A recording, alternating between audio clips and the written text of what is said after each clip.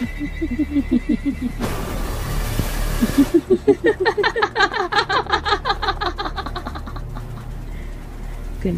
tak tidur lagi, ha?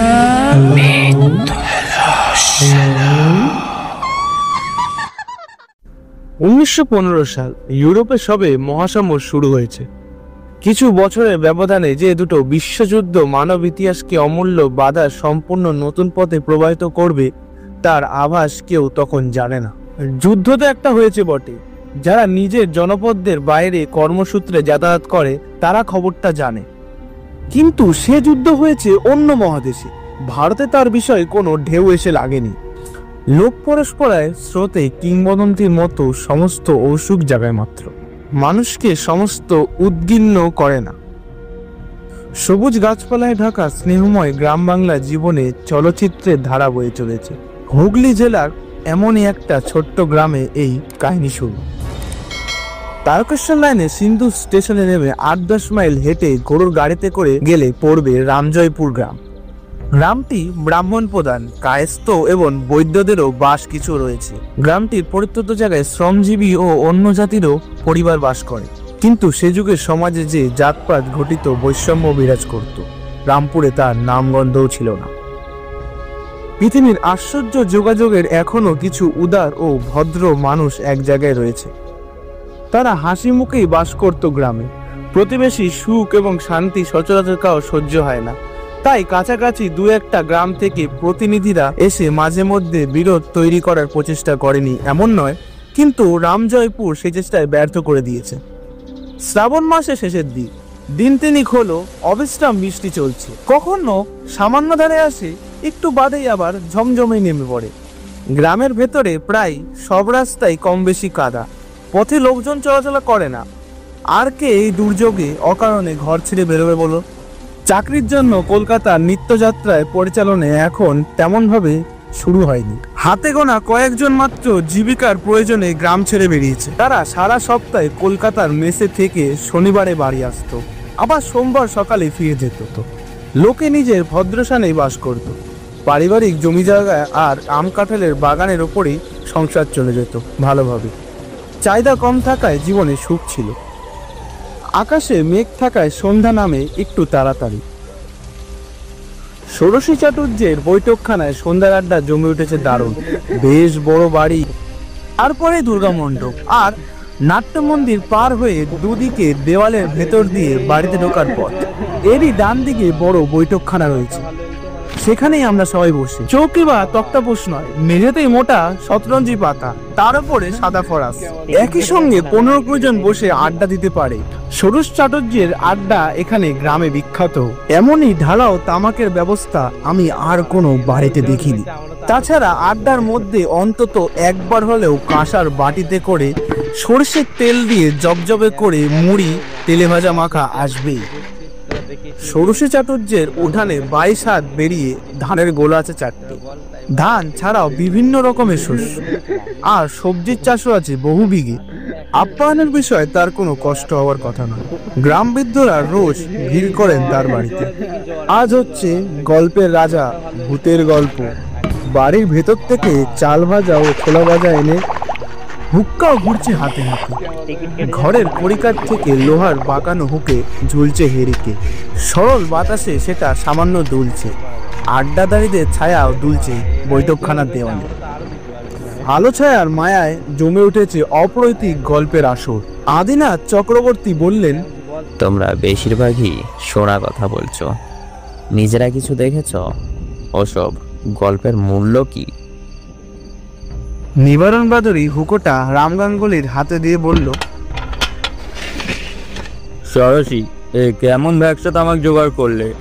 গলায় একটু শ্যাকও লাগছে না ছাই? একটু ভদ্র তামাকের ব্যবস্থা করো, নইলে নিজের তামাক নিজের ট্যাগে গুজে আসতে হবে তো। আর হ্যাঁ আদিনাথ, তুমি তো বড় বড় কথা বলছো, নিজে কি দেখেছ বলো, আমরা একটু শুনি। কেবল বাগার মর গরম করে তো আর বাজার গরম হবে না। ষোড়শ চাটুর্যী বললেন, সেই ভালো। চক্রবর্তী মশাই এতক্ষণ তো চুপ করে শুনেই যাচ্ছিল, এবার নয় তার গল্পই চলুক। গল্প নয়, সত্য কাহিনী। তবে তাই বলো, সত্য কাহিনী। অতিরাম মজুমদার একটু ভালো মানুষ, ভীতু ধরনের লোক। আড্ডায় অনেকক্ষণ ধরে ভূতের গল্প তার পছন্দ হচ্ছে না। তিনি এবার একটু হতশ্রুত হয়ে বললেন, আজকে এই পর্যন্তই থাকলে ভালো। দেখছো না আকাশের গতি, বেশি জোরে নামলে বাড়ি ফেরা মুশকিল হয়ে পড়বে। শুনছো মেঘের ডাক? ষোড়শী চ্যাটার্জি হেসে বললেন, হ্যাঁ, আরে বসো, আমার চাকর তোমাকে বাড়ি পৌঁছে দেবে। প্রতিরাম হন্তদন্ত হয়ে বসে পড়লেন। আদিরাম বললেন,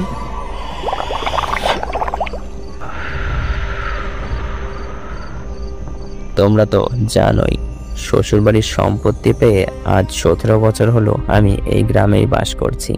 আমার ছোটবেলা এবং বিবাহিত জীবনের প্রথম কয়েক বছর কেটেছে পৈতৃক গ্রাম বহিরগাছিতেই। সেখানে আমাদের 3 মহলা বাড়ি। বাপ, জ্যাঠা, পিসি, খুড়ি আর এক গাদা ছেলেপুলে নিয়ে সেই বাড়িতে গম গম করতো সর্বদা। নিজেদের মধ্যে ভাব ভালোবাসাও ছিল। এখানে বাস করতে আসি ঝগড়া করে নয়, কোনো বিরোধের জন্যও নয়। এসেছিলাম বাবার কথাই। তিনি আমায় বলেছিলেন, আদিনাথ, আমার কথা শোনো। তুমি রামজয়পুরে গিয়ে বাস করো অন্তত কিছুদিনের জন্য। বৌমার বাবা গত হয়েছে, রয়েছে কেবল বেয়ান ঠাকুর। তিনিও শয্যাশত। তাকে দেখাশোনার করার দায়িত্ব তোমাদের। এছাড়াও কিছু মনে করো না, যতদূর জানি তাদের সম্পত্তির পরিমাণও কম নেই। বৌমাও তাদের একমাত্রই সন্তান, সবকিছু তারই প্রাপ্য। এ সময় যেখানে উপস্থিত থেকে নিজেদের জিনিস বুঝে নেওয়াটাই ভালো। আর এই বাড়িতেও ক্রমে স্থানান্তর ঘটতে দেখা যাচ্ছে। লোক সংখ্যা বাড়ছে, সে তুলনায় জায়গার পরিমাণ কই বাড়ছে। যদি আলাদাও থাকে তাতেও প্রতীত্ব ভাব কমাবার কারণ নেই। যাওয়া আসা বজায় রেখো, সেটাই বড় কথা। বাবার কথা শুনে এখানে আসি। বছর খানেকের মধ্যে শাশুড়ি ঠাকুরমাও মারা গেলেন। সম্পত্তি দেখাশোনার ভার পুরোপুরি আমার এসে পড়ল। তবুও বছরে অন্তত একবার পুজোর সময়ে বহিরগাছিতে যেতাম। পৈতৃক গ্রামের সঙ্গে যেভাবে আর কোনো যোগাযোগ সূত্র বজায় রইল না। যাই হোক, সেই সময়ের কথা বলছি যখন আমার বয়স 12 কি 13 হবে। শীতকাল, দোলায় গায়ে দিয়ে বাইরের দালানে বাবার কাছে বসে পড়াশোনা করছি। বাবা বসে বসে হিসাবপত্রর খাতা দেখছেন। এমন সময় একটা ভবঘুরে চেহারার লোক এসে দাঁড়ালো উঠানে। আমি তখন নেহাত্তাই ছোট্ট, মানব চরিত্র ঠিকঠাক বোঝবার মতো বয়সই হয়নি। কিন্তু লোকটাকে দেখে প্রথমে যে কারণে আমার অবাক লাগলো তা হলো আমি লোকটার বয়সের আন্দাজি করতে পারলাম না। এই ব্যাপারটা ভালো করে বুঝে নাও। কোনো মানুষকে প্রথমবার দেখলে এবং তার বয়স সঠিক না জানলে আমরা 30 কি 35 কিংবা 50 কি 60 এরকম মনে করি। অর্থাৎ কারো বয়স একদম ঠিক বলতে না পারলেও আন্দাজটা কাছাকাছি থাকে। এই লোকটাকে দেখে মনে হলো এর বয়স 40-50 বা 60-70 হতে পারে। পরনে খাটো আধময়লা ধুতি, গায়ে তদবং আধময়লা ফতুয়া, কাঁধে ভাঁজ করা রয়েছে একটি খয়েরি রঙের মোটা চাদর। এই ভয়ানক শীতেও যে লোকটা গায়ে চাদর জড়ায়নি। গালে খোঁচা খোঁচা কাঁচা পাকা দাড়ি, মাথায় অবিন্যস্ত ঝাঁকড়া চুল। সবচেয়ে আশ্চর্য হলাম তার চোখ দুটো দেখেন। সোজাসুজি সামনের দিকে তাকিয়ে আছে, অথচ মনে হচ্ছে সে কিছুই দেখছে না। পাগলের মতো, কিন্তু পাগল নয়। তার দৃষ্টিতে চিন্তা সঙ্গীতিক একটা বাঁধুনি আছে। বাবা মুখ তুলে দেখে জিজ্ঞাসা করলেন, কি ব্যাপার? কোথা থেকে আসছো? কে তুমি? খুব মোলায়েম মৃদু গলায় সে বলল, আমি পথিক। আমি কোথা থেকেও আসছি না। আমি আজ তোর বাড়িতে দুটো ভাত খাবো রে। তার কথাগুলো সংলগ্ন। হঠাৎ এভাবে কেউ কারো বাড়িতে এসে ভাত চায় নাকি? বাবা বললেন, তোমার নাম কি? এখন বাড়ি না থাকতেই পারে, কিন্তু এক সময় তো ছিল। মানুষ আকাশ থেকে তো পড়ে না, পরিচয়টা দাও। সে কেমন যেন হেসে বললেন, আমার নাম অমর জীবন। আমার বাবা ছিলেন মস্ত পণ্ডিত। নাম ঈশ্বরচন্দ্র সার্বভৌম। আমি আজ তোর বাড়িতে দুটো ভাত খাবো। বাবা ছিলেন মানে? এখন তিনি কোথায়? অমর ডান হাতের তর্জনীর ওপর তুলে দেখালো। বাবা লজ্জিত হয়ে বললেন, ও আচ্ছা আচ্ছা, মাও কি? মা ওইখানে। ও, তা বাড়ি কোথায় ছিল? অনির্দিষ্ট একটা দিক দেখিয়ে অমর বলল, ওই দিকে। ভয় নেই, আমি চোর ডাকাত না। বাবা লজ্জা পেয়ে বলল, না না, আমি তা মনে করিনি। আসলে তোমার কথাবার্তা একটু অদ্ভুত ধরনের কিনা, তাই আর কি। উঠানে নিম গাছতলায় ইদারা থেকে বালতি করে জল তুলে হাত মুখ ধুয়ে অমর বারান্দায় এসে বসল। বাবার ভয়ে সেদিকে বেশি তাকাতে পারছি না, কিন্তু কান খাড়া করে রয়েছি। বাবা জিজ্ঞেস করলেন, এখন কিছু খাবে? রাত্রে কোথায় ছিলে? সকাল থেকে হাঁটছো বুঝি?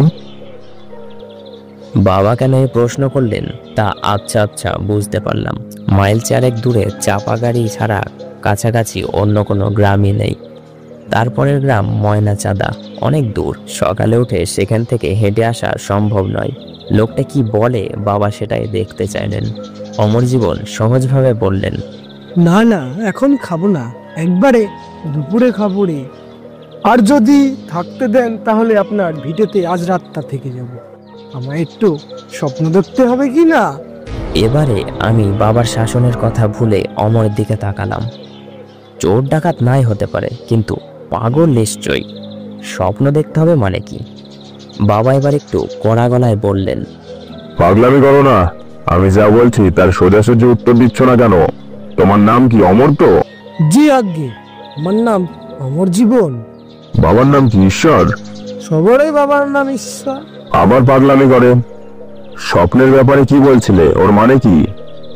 অমরের কণ্ঠস্বর ভারী মৃদু, মিষ্টি আর ভদ্র। সে বলল, রাগ করবেন না, আমার কথাবার্তা একটু পাগলের মনে, কিন্তু আমি লোকটা খারাপ নই। আপনাদের বাড়ির দক্ষিণ দিকে ভিত সামান্য নিচু, তা আপনারা জানেন। সমস্ত বাড়িটাই একটু কাত হয়ে আছে। উত্তরে উঠে দক্ষিণে ঝুঁকে, তা আপনারা জানেন।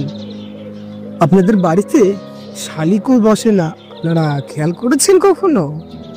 আপনি তো এই বাড়ির কর্তা, আপনার অনামিকা মধ্যমার চেয়ে বড়। এই বাড়ির প্রত্যেক ছেলেরই তাই, কি ঠিক বলছি তো?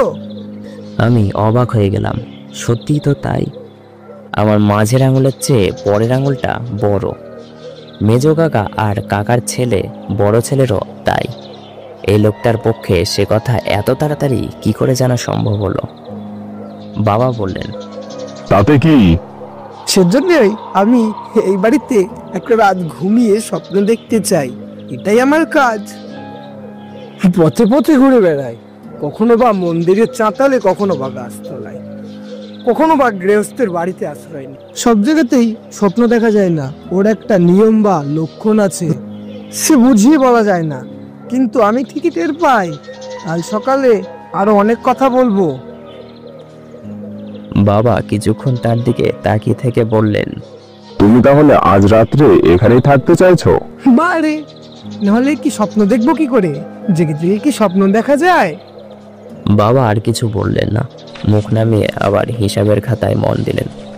আমিও কাঠাকাটি বিঘাকালি নিয়ে ব্যস্ত হয়ে পড়লাম। অমর দু হাতে হাঁটু বেড় দিয়ে তার উপর থুতনি রেখে বসে রইল।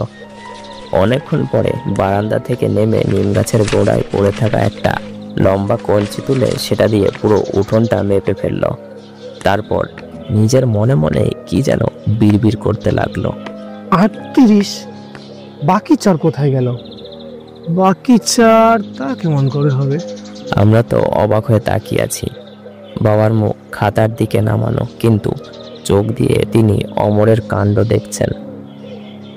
কিসের 38? আরো 4 বেশি হলেই বা তাতে কি হতো?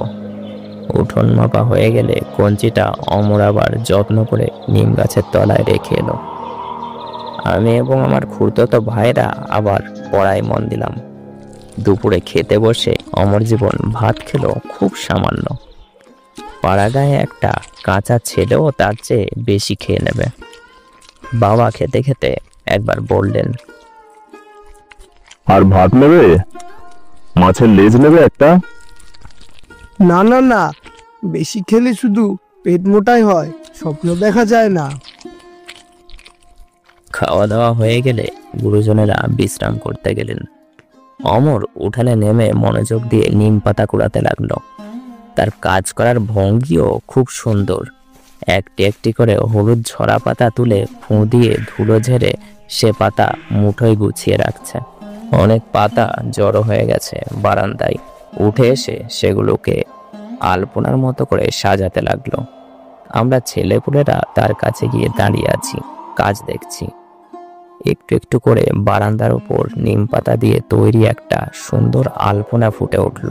সে মাথা একদিকে কাত করে নিজেরই শিল্পকর্ম দেখতে লাগলো। আমি জিজ্ঞেস করলাম, এটা কি হলো?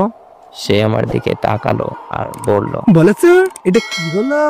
এটা তো আলপনা, কিন্তু এটা দিয়ে কি হয়? সরাসরি সে কথাটার উত্তর না দিয়ে বলল, আচ্ছা, এটা দেখে তোমার মনে কি ভাব জাগছে আমাকে সেটা বলো তো। ভালোই লাগছে দেখতে, বেশ সুন্দর লাগছে। বাহ, তুমি তো আসল জিনিসটা বুঝেই গিয়েছো। এটা দিয়ে কিছুই হয় না, ভাল লাগে তাই বানালাম। আমার খুব পছন্দ হয়ে গেল লোকটিকে। তার কথার একটা অর্থ বুঝতে না পারলেও যেহেতু আমাদের পরিবারের সবকিছু জ্ঞান এবং সাংস্কৃতিক চর্চা ছিল, সেহেতু তার ব্যক্তিত্বর সৌন্দর্য এবং গভীরতা আমাকে স্পর্শ করলো। মাঝে মাঝে বাতাসে দু একটা পাতা এদিক ওদিক সরে গেলে সে হালকা আঙুলের ছোঁয়ায় সেটাকে আবার ঠিক করে দিচ্ছে। রাত্রে সে কিছুই খেলো না। বাড়ির ভিতরে মা বাবা অবাক হয়ে গেলেন।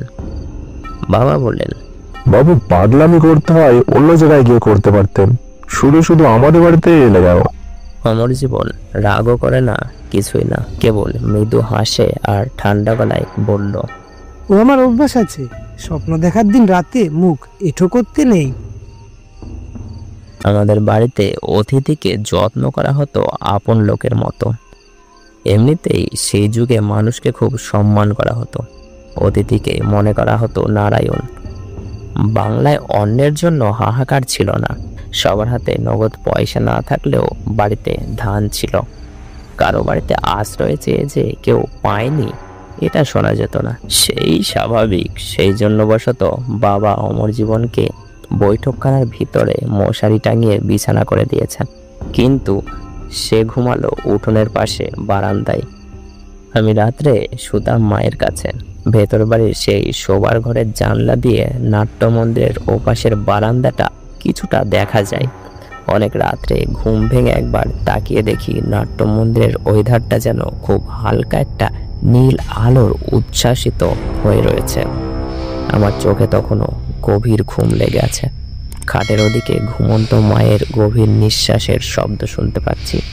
ঝিমঝিম করছে দুপুর রাত। সেই আবছা চেতনার মধ্যেও অবাক হলাম, কিসের আলো ওখানে?